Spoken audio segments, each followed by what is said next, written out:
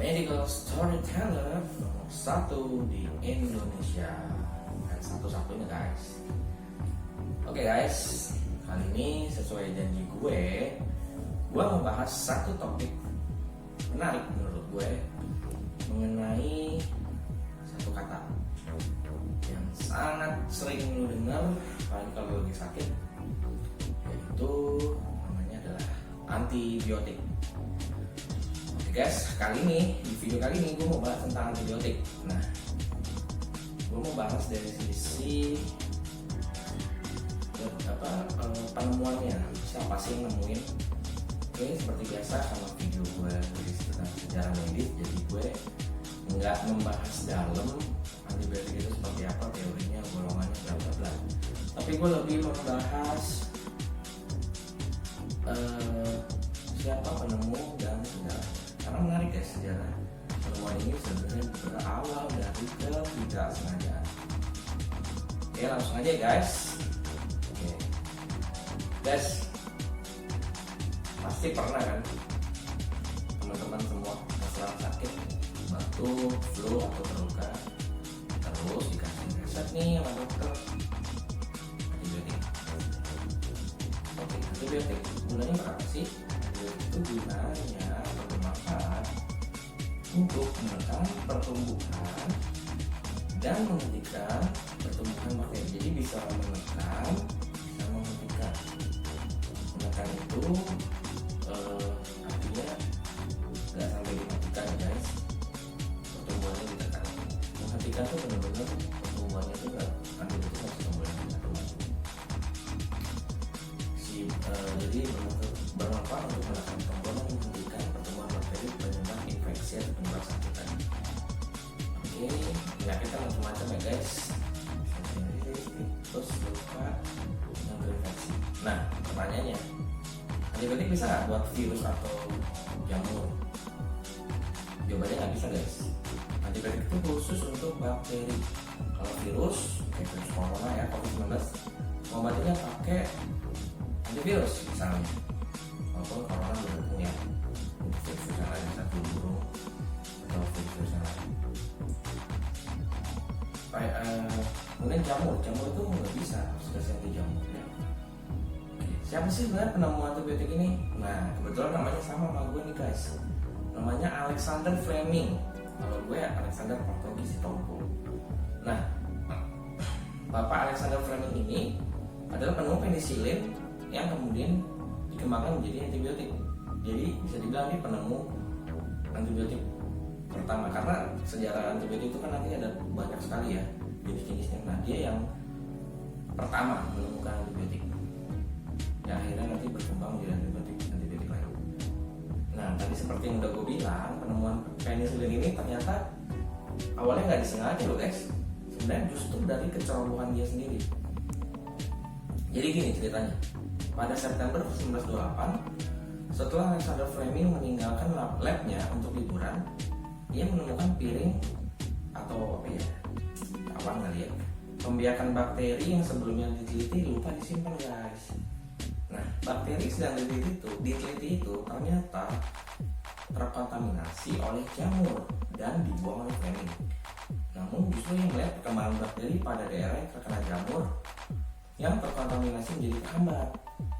Jamur tersebut ternyata berasal dari genus Penicillium. Jadi nama penicillin berasal dari nama jamur, dari genus Penicillium. Maka dari itu obat yang ditemukan Fleming tersebut diberi nama penicillin. Fleming menemukan bahwa pemberian penicillin dalam jumlah dan jangka waktu yang tepat dapat menghentikan bakteri penyebab infeksi. Oke, menarik guys, dari ketidaksengajaan loh. Oke.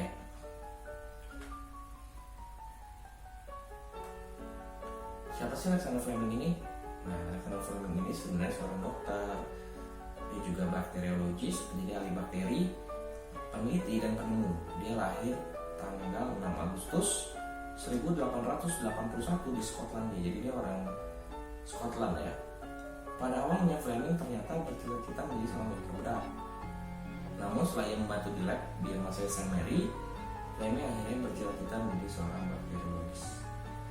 Ketertarikan Fleming pada infeksi luka muncul saat membantu merawat prajurit yang terluka di Perang Dunia Pertama. Saat itu luka yang dimiliki oleh para prajurit diobati secara berlebihan menggunakan antiseptik yang justru memperparah luka. Jadi ketahuan ya guys, yang ditemukan dulu itu adalah antiseptik, baru antibiotik. Usul Fleming untuk membersihkan luka secukupnya dan menjaga luka tetap kering ternyata tidak didengar oleh dokter di sana nih. Biasa lah ya, mungkin merasa lebih senior. Siapa sangka Fleming ternyata tidak sengaja menemukan obat yang tepat untuk infeksi tersebut. Lalu pada saat mengembangkan penisilin ini, Fleming mengalami kendala yang menyebabkan dirinya berhenti dan putus asa untuk mengembangkan temuannya lebih lanjut. Akhirnya Fleming dibantu oleh tim ilmuwan dari Universitas Oxford, yaitu Howard Florey dan Ernest Chain berhasil mengembangkan penisilin yang saat ini digunakan untuk membuat antibiotik untuk mengobati infeksi. Sejarahnya menarik guys, dan kalau nggak ada Dr. Alexander Fleming ini, apa jadinya dunia ini ya? Obat ini tuh udah menyelamatkan jutaan nyawa loh guys.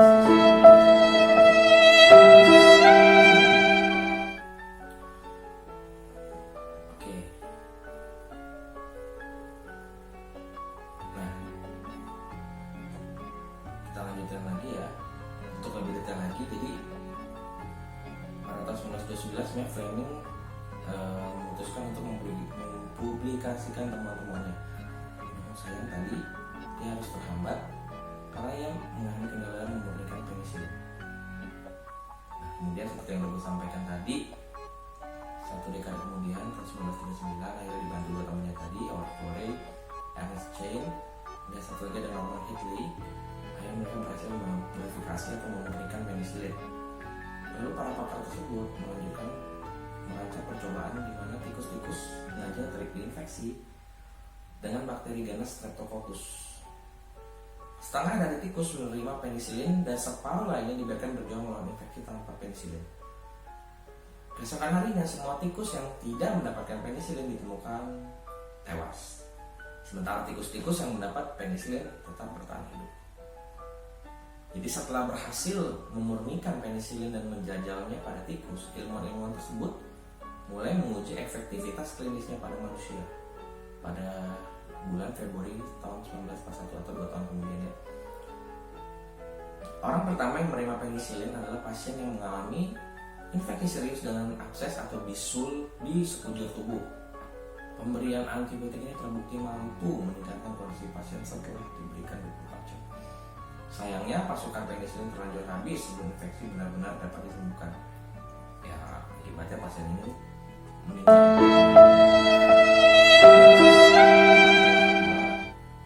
Raymond Miller menjadi warga sipil pertama yang sukses diobati dengan penisilin. Saat itu Miller mengalami keguguran yang membuatnya mengalami infeksi bakteri. Oke, apa saja sih kegunaan penisilin? Ini kalau mau lebih detail ya sedikit. Jadi penisilin itu adalah obat antibiotik yang bisa digunakan untuk mengobati infeksi bakteri ya. Jadi infeksi virus, jamur, apapun itu di luar bakteri nggak bisa. Jadi ada jenis-jenis bakteri, kalau teman-teman mau tahu, ya ini cukup tahu aja lah guys. Nama latinnya memang agak ribet. Yang bisa dilawan atau diobati dengan penisilin adalah Streptococcus pneumoniae, Clostridium itu penyebab ini ya, tetanus ya, Clostridium tetani, Listeria, Neisseria gonorrhea. Nah nanti gua akan bahas lagi video tentang Neisseria gonorrhea atau kencing nanah GO. Lo pasti juga pernah sering dengar ya. Dan bakteri-bakteri lain, Streptococcus, virus influenza, E. coli dan lain-lainnya. Oleh sebab itu nggak heran nih bila penisilin digunakan secara luas dalam mengobati berbagai penyakit yang disebabkan oleh bakteri, misalnya infeksi rahim kemih, infeksi paru-paru, tadi gonorrhea. Nah tapi penisilin ini tentu juga ada efek samping ya guys, yang ringan ya diare, pusing, mungkin gatal-gatal, mual, sampai yang berat bisa shock atau tekanan darah turun sampai pingsan ya, bisa bahaya. Oke, menurut gue sih menarik ya untuk membahas. Sebenarnya kalau mau dibahas dalam itu antibiotik banyak sekali ya. Kita juga bisa satu lagi yang kita takutkan selain efek samping antibiotik itu adalah resistensi antibiotik. Jadi nah ini guys, kalian gue edukasi ya, kita tuh nggak boleh sembarangan ya untuk membeli antibiotik tanpa resep dokter. Sekarang yang gue sayangkan banyak apotek-apotek atau mungkin bahkan online yang bisa mengeluarkan atau memberikan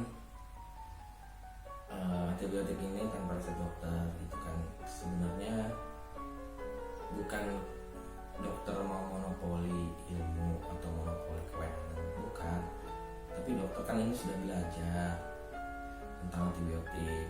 Dan yang satu kita takutkan kalau pasien sembarangan konsumsi, sembarangan beli, ada yang namanya resistensi antibiotik. Artinya antibiotik kan teman-teman mungkin udah tahu ya, sebagian harus dikonsumsi sampai habis. Artinya walaupun gejala sudah hilang, tapi kalau dokter resepkan misalnya 10 tablet dalam 5 hari harus habis ya 5 hari. Berbeda dengan obat batuk misalnya atau obat flu, misalnya sudah tidak ada gejala ya tidak usah dilanjutkan. Tapi kalau antibiotik tidak guys, harus sampai habis. Nah masalahnya di sini kadang-kadang pasien begitu enakan badannya, merasa subjektif bahwa dia sudah sembuh, antibiotiknya tidak dilanjutkan. Nah ini membuat resistensi antibiotik. Jadi nanti nextnya kalau digunakan lagi sudah tidak mempan, karena si bakteri-bakteri ini nggak sepenuhnya bakteri ini sudah mengenal si antibiotik ini. Jadi next infeksi dia sudah tahu cara bikin mekanisme alami perlindungan tubuhnya si bakteri ini, jadi nggak mempan lagi dengan kasih antibiotik yang sama. Akhirnya apa? Harus ganti antibiotik, dan mungkin kelasnya harus naik ke yang lebih tinggi gitu guys. Ya satu pesan gue lagi untuk antibiotik, harus kan sering alergi tadi ya, harus diingat ya, misalnya alergi dicatat antibiotiknya apa aja yang alergi, agar dokter yang meresepkan tidak salah dan teman-teman juga terhindar dari alergi. Dan kan kita tahu yang mencegah itu lebih baik daripada mengobati. Oke guys, sekian dulu video tentang antibiotik dan penemunya Dr. Alexander Fleming. Gue berharap dengan insight yang gue beri ini teman-teman jadi lebih memahami, minimal ya udah pernah dengar lah ya Alexander Fleming ini.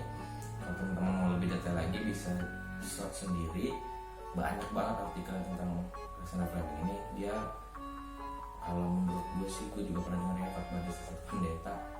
Sebenarnya ini penemuan antibiotik ini kan gak sengaja ya, sebenarnya ada campur tangan ilahi lah untuk membuat suatu obat antibiotik ini yang bermanfaat buat jutaan bahkan puluhan juta orang. Segala macam infeksi di seluruh tubuh, segala organ bisa sembuh dengan penemuan ini. Luar biasa ya, ini ada blessing lah ya dari Tuhan, karena dia nggak sengaja nemuin ini. Ini terbukti kursi Tuhan besar ya untuk membantu manusia.